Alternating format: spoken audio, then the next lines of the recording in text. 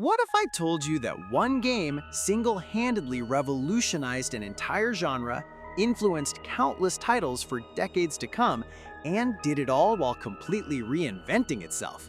Today, we're diving deep into Resident Evil 4, the 2005 masterpiece that didn't just raise the bar, it launched it into orbit. Resident Evil 4. Let's set the stage. 6 years after the Raccoon City incident, we follow Leon S. Kennedy. Yeah, the rookie cop from RE2, now a badass US government agent. His mission? Rescue Ashley Graham, the president's daughter, who's been kidnapped by a mysterious cult in rural Spain. But this isn't your typical zombie outbreak. Gone are the shambling undead, replaced by the Las Plagas parasite that creates intelligent, weapon-wielding enemies called Ganados. Leon finds himself trapped in a remote European village where nothing is as it seems, facing off against chainsaw-wielding maniacs, a Napoleon-complex villain named Salazar, and the mysterious Los Illuminados cult led by Osmond Sadler. The beauty of RE4's story isn't just in its B-movie charm, it's how it perfectly balances horror, action, and just the right amount of cheese. Leon's one-liners, the over-the-top villains, and the escort mission that somehow doesn't suck, it all comes together in a narrative that knows exactly what it wants to be. Now let's talk about the elephant in the room, or should I say, the camera over the shoulder. Before January 2005, third-person action games were different. We had fixed camera angles, tank controls, and aiming that felt like trying to thread a needle while wearing boxing gloves. Then, Capcom dropped RE4 and everything changed overnight. That over-the-shoulder perspective? Revolutionary.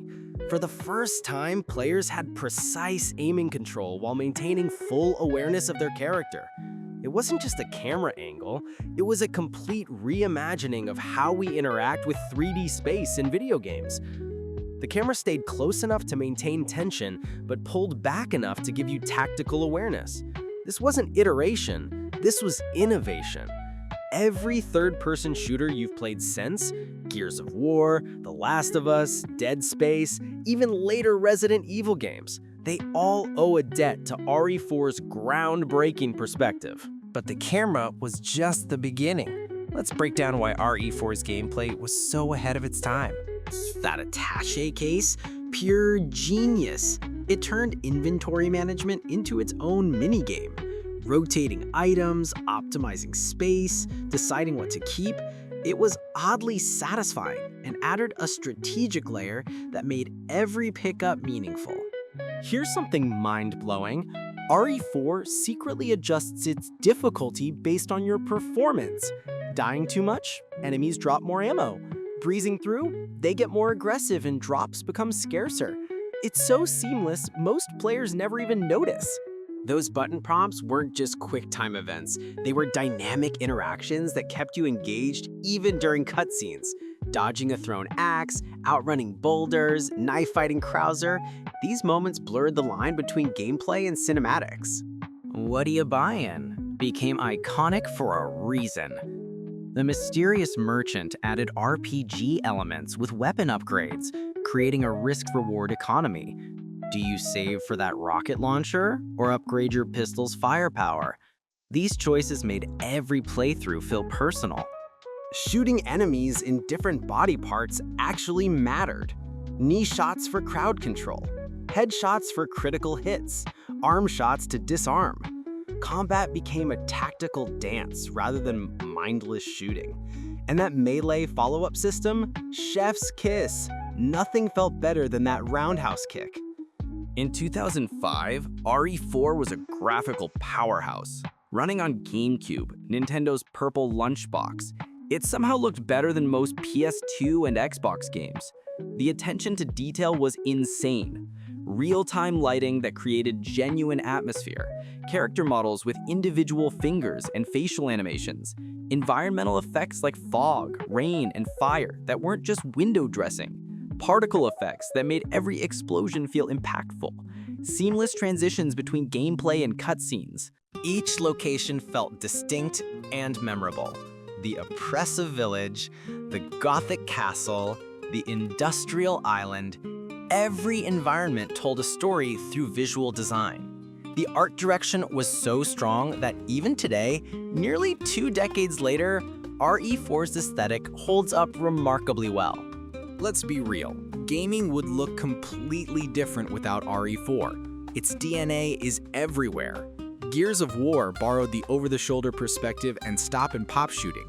Dead Space is essentially RE4 in space with dismemberment. The Last of Us took the escort mission and resource management to new heights. The Evil Within, created by RE4's director, is its spiritual successor. Even God of War 2018 cited RE4's camera as inspiration.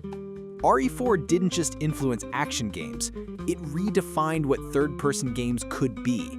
It proved that survival horror could evolve, that action and tension weren't mutually exclusive, and that players were ready for more complex control schemes if the payoff was worth it.